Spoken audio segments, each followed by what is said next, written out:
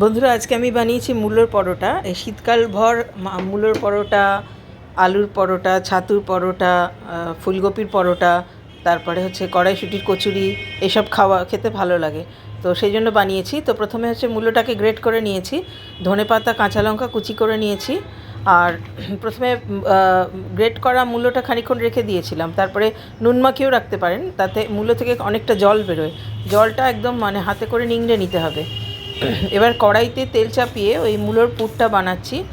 তেলটা গরম হলে একটু সর্ষে ফোড়ন দিয়েছি, আর একটু শুকনো লঙ্কাকে কুচি কুচি করে কেটে দিয়েছি। তারপরে মূলোটাকে জল ছেঁকে দেব, আর তার আগে একটু পেঁয়াজ দিয়েছি। আপনি চাইলে একটু আদা কুচিও দিতে পারেন। পেঁয়াজটা একটু ভাজা ভাজা করে নেব প্রথমে। তারপরে মূলোটাকে জল ছেঁকে এর মধ্যে দেব, আর ধনেপাতা কুচি রেখেছিলাম বললাম যেটা, আর কাঁচা লঙ্কা কুচি রেখেছিলাম। আর মশলার মধ্যে একটু নুন দিয়েছি, একটু ধনে গুঁড়ো দিয়েছি, অপশনাল, দিতেও পারেন নাও দিতে পারেন। আর আমচুর পাউডারটা দিতেই হবে, টেস্টটা ভালো হবে। আর নুন দিতে হবে। ধনেপাতাটা এরপরে দেব। তো এইভাবে মূলোটাকে জল ছেঁকে ছেঁকে নিয়ে শুকনো শুকনো করে একটা মূলোর পুর বানিয়েছি। অল্প হলুদও দেবেন এটাতে। আর অপর দিকে আমি ময়দাটাকে মেখে রাখবো। এই আগে থেকে বলে রাখছি, সেটা হচ্ছে যে এই মূলো চিপে যে জলটা বেরিয়েছে, ওই জলটা দিয়ে আমি ময়দাটা মেখেছি ভালো টেস্ট হওয়ার জন্য। ময়দা মানে আটা মেখেছি। আমি আটা খাওয়া পছন্দ করি, ময়দা খাওয়া পছন্দ করি না। এবারে যখন আটাটা মাখবো, তখন আটার মধ্যে অল্প জোয়ান হাতে করে ক্রাশ করে দেব, আর নুন দেব, আর একটু তেল দেব ময়ানে। তো এইভাবে প্রথমে পুরটা তৈরি হচ্ছে। দেখুন আপনারা কীভাবে পুরটা তৈরি হচ্ছে। পুরটা একটু শুকনো শুকনো করে বানাতে হবে, তা না হলে যখন রুটির মধ্যে দেবেন তখন ফেটে যেতে পারে। তো দুরকমভাবে পুরটা ব্যবহার করা যেতে পারে। একটা হচ্ছে আটাটাকে একটা বাটির মতো করে নিয়ে তার মধ্যে পুরটা ভরে বেলা যেতে পারে। আর আরেকটা ইজি প্রসেস আমি দেখেছি, সেটা হচ্ছে দুটো পরোটা বেলে একটা পরোটার উপরে পুরটাকে ভালো করে দিয়ে আরেকটা পরোটা দিয়ে সাইডটা আটকে দেওয়া। এই প্রসেসটা বেশি ইজি বলে আমার মনে হয়েছে।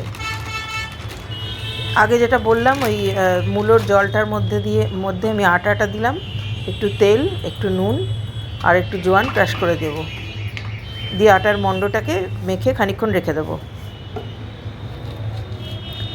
তো এগুলো খুবই সহজ বানানো, কিন্তু যারা নতুন রান্না শিখছেন তাদের জন্য আমি এই ভিডিওগুলো পোস্ট করি। মানে টিনেজার মেয়েরা যারা পড়াশোনার সাথে সাথে শিখছেন এগুলো করতে, বা প্রথম করছেন। কারণ যারা এক্সপিরিয়েন্স গৃহিণী তাদের জন্য বলার কোনো দরকার হয় না, তারা সবাই এগুলো খুব ভালো করতে পারেন। কেউ কেউ আমার থেকেও ভালো করতে পারেন। তো যাই হোক, আমি দুটো লেচি কেটেছি। দুটো লেচিকে বড় করে বেলে নেব। নিয়ে যেরকম বললাম, একটা লেচির মধ্যে পুরটা দিয়ে, একটা লেচিকে রুটির মতো বেলে নিয়ে, পরোটার মতো বেলে নিয়ে, তার উপরে পুরটা সাজিয়ে তারপরে আরেকটা দিয়ে আটকে দেবো। দিয়ে এবার তারপরে এপিট ওপিট করে প্রথমে শুকনো কড়াইতে ভেজে নেব, শুকনো চাটুতে। তারপরে তেল দিয়ে ভাজবো। আর একটু দইয়ের রায়তা আমি বানিয়েছিলাম এর সাথে, দইয়ের মধ্যে গুঁড়ো মশলা, একটু নুন আর চিনি দিয়ে। তো সেটা দিয়ে এটা পরোটাটা খাওয়া হবে।